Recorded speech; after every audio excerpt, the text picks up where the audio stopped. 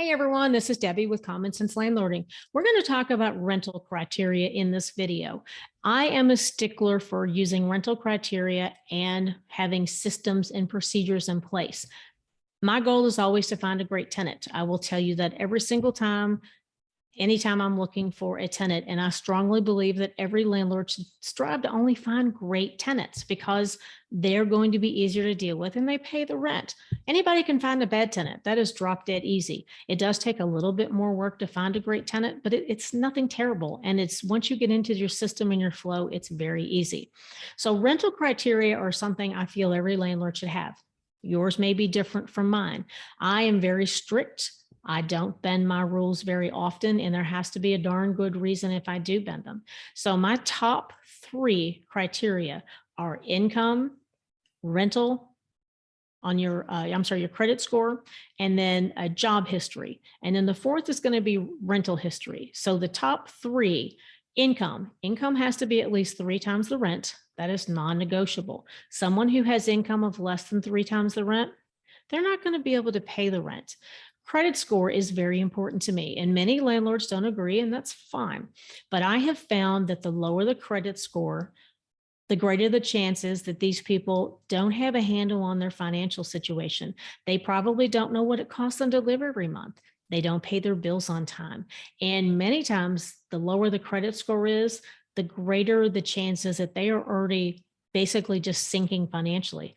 I don't want those people because once they move in, it's hard to get rid of them. And then the excuses start. So I avoid people with low credit scores. And I had another video where I talked about your guidelines. Your credit score, what you can ask is going to depend on the types of properties that you have and the market that we're in. If you have nice properties and the market is hot and there's very few rentals, you can ask for a higher credit score.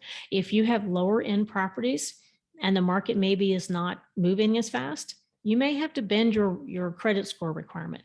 I also have a job requirement. I want someone to be on the job at least 12 months, and that's just me. I am looking for job hoppers, though. I am not looking to ding someone who has bettered themselves, who has gone out and got a better job and, has moved up, made more money. So keep in mind that the job history requirement is not to disqualify great people who've gotten a better job. It's to identify the job hoppers. And then when you move on to the rest of the rental criteria, the rental history, I don't want people who move all the time. So one of my criteria is that they have to be in their current property at least 12 months. I also don't like new tenants, brand new renters for single family homes.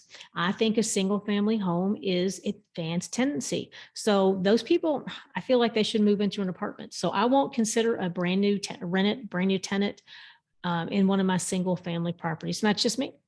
We require them to cut the grass, trim the weeds, cut the bushes, clean the gutters. If you don't do that, you may not have a problem renting to a new tenant, a new renter, and that's okay. But I also want to consider renting to someone who moves a lot. So for example, one of my criteria is if they've moved 3 or more times in 5 years, they're disqualified because I want someone to come and stay 2, 3, 4, 5 years. I have tenants that have been with me 20 plus years. I love that. And that is my goal. So unless they can prove to me that they have the ability to come and stay, the desire to come and stay, I'm going to pass on them.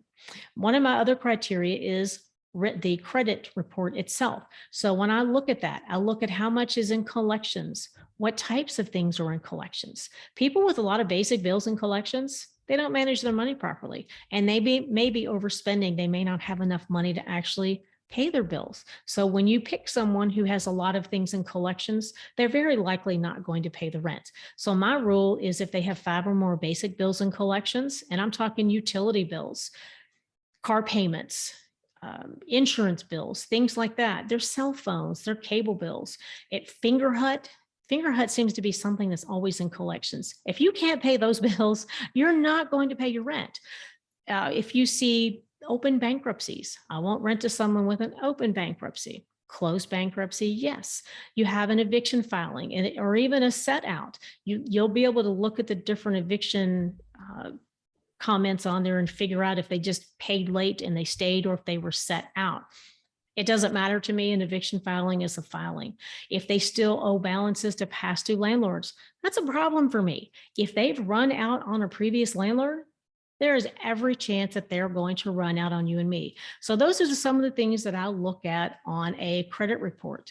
I also look at debt to income ratio, because you can look at someone who looks like they've got a lot of money and their credit score could be okay. But if they owe so much money, it's going to be a problem. So I'm looking at a 40% debt to income ratio. So anybody that inches up to 45, 50, 60%, they're going to be in trouble. They're going to be upside down very quickly if they aren't already. And it means they're not going to be able to afford their lifestyle. I'm not going to get into a huge discussion on the debt to income ratio, but you need to do some research on that and decide what works for you. The lower your number is, 30%, 35%, you're not going to find a tenant. 40% is a good number. 45 may be a good number. The higher you get, though, the more debt that people have, which means the less spendable money that they have in their life. And that could impact their ability to pay the rent. So landlord verification. A lot of landlords love these things. They get hung up on them. And I've seen them turn a tenant down because they couldn't get one.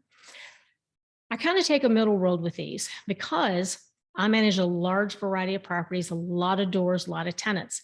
And some landlords will refuse to give a landlord reference. And there could be a couple of reasons. Sometimes they just don't do them. Sometimes they're afraid they're going to get sued if they tell you the truth about this tenant, how awful they are. So they'll just decline to fill one out. Also have them lie. Maybe they've got a tenant who's terrible, awful, and they want them gone like 2 weeks ago. So they're not going to tell you the truth about this tenant. So use your landlord verification with caution. They can be a great source of information, and they may also be completely fabricated. So use caution on that. And I will talk about why in a minute. So we're going to talk about criminal background checks next. These, I'm going to tell you, I'm not an attorney, I'm not an expert. And the laws have changed here in my local area about how we can handle them. You know, criminals have rights. So be very careful with your guidelines. Do your criminal background. I talked about in another video, having a relationship with a real estate attorney. Please contact your real estate attorney about what you can and can't do on your criminal background checks. And then the last guideline is my home visit. And this is the reason I don't stress too much over the landlord verification, because the home visit is going to tell me a lot about what I need to know. And a home visit is simply a visit to where the applicant lives right now. I want to see where they live and how they live. I'm not talking about basic housekeeping things. Not everybody's going to clean the way you and I do. So I'm looking, when I pull up in front of the property, is the grass tall? Are the weeds out of control? Or is the lawn mowed and it looks nice? Are they working on cars in the front yard? Are they on blocks? Do they have disabled vehicles? Are they parked in the grass? Are there ruts in the grass? Do they have dogs chained out back that it's obvious that they're living out there? I mean, my dog, I don't have a fenced yard. He's tied out, but he doesn't live out there. Are there dog runs out back? I don't allow that. Do they have 2, 3, 4, 5, 6, 10 dogs? I've seen that. Look at those things and the overall appearance of the property. And I understand it's a rental, but there's still things that you can do as a tenant to keep the property looking nice. When you go in, how does it smell? Smells a thing with me. And I've been in properties where as soon as they opened the door, I knew I wasn't going to rent to them. Smokers, rotted garbage, feces because they don't pick up after their pets, hoarders. All of these things are going to be gigantic red flags and are going to be disqualifiers. It is stated on my rental application that a home visit is part of the process, and a satisfactory home visit is required in order to pass this entire process and be considered or be approved as a tenant. And there are no surprises on this. And I tell them when they submit their application, great, thank you. I will process this. We will run credit. We'll get a landlord reference. We'll do a background check. And then assuming everything comes back, the last stage is a home visit. So we've disqualified 3 people this year based on a home visit. The first one flat out refused to allow us in the property. Fun. That person was denied. We had another one, they were a hoarder. There was literally a path through the house. That's it. I mean, it was stacked to the ceiling. No way, no how. The third one we pulled up in front of, and the grass was 2 feet tall, and there were 2 cars in the front that were up on blocks that were obviously being worked on. And we don't allow them to work on cars out in the yard. If you want to take it in your garage and close the door, whatever. I don't want to see it, and the neighbors don't want to see it. So those are my rental criteria, just really quickly broken down. There's a lot more that goes into that. It doesn't matter if you agree with me or not. Have your own criteria, figure out what you consider to be most important, and craft some criteria of some sort. Mine started out very simple. Mine are very complicated. It's 2 pages long and it's very, very detailed. It's an outline. So you don't have to have that today. Come up with something and have it in place for the next time you have to find a tenant, because it helps stop you from making a bad decision and picking someone that you shouldn't rent to. So that's it for this video. Please be sure and go out to my Facebook group and join my Commonsense Landlording group. You can download the pre-screening questions there and start that system right away. So thanks for joining me today.